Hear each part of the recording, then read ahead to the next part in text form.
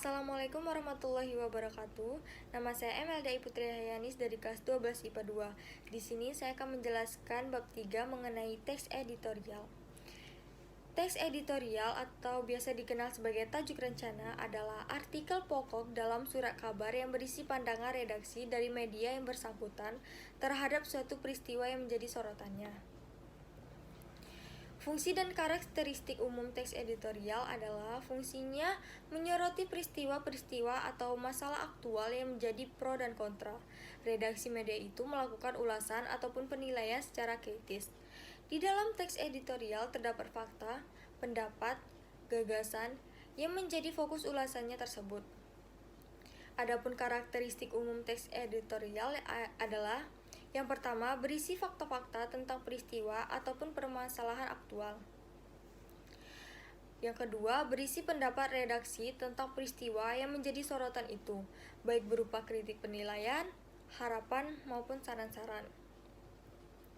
Selanjutnya, struktur teks editorial. Strukturnya yaitu yang pertama, pengenalan isu, yang kedua, penyampaian argumen, dan yang ketiga, simpulan atau penegasan. Selanjutnya, kaidah kebahasaan teks editorial. Yang pertama, menggunakan kalimat retoris. Yang kedua, menggunakan kata-kata populer.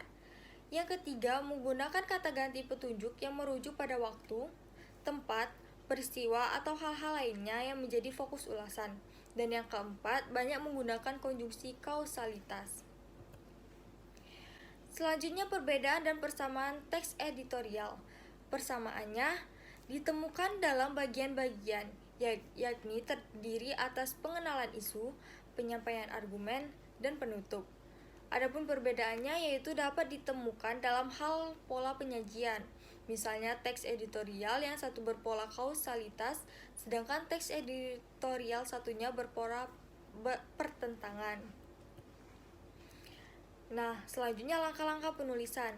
Yang pertama, penentuan topik atau peristiwa aktual yang bersifat problematis. Dan yang kedua, mengumpulkan fakta. Yang ketiga, penyusunan kerangka. Dan yang keempat, pengembangan kerangka. Nah, itu saja yang dapat saya jelaskan mengenai teks editorial. Mohon maaf apabila ada kesalahan kata. Kepada Allah saya mohon ampun. Wabillahi taufiq wal hidayah. Wassalamualaikum warahmatullahi wabarakatuh.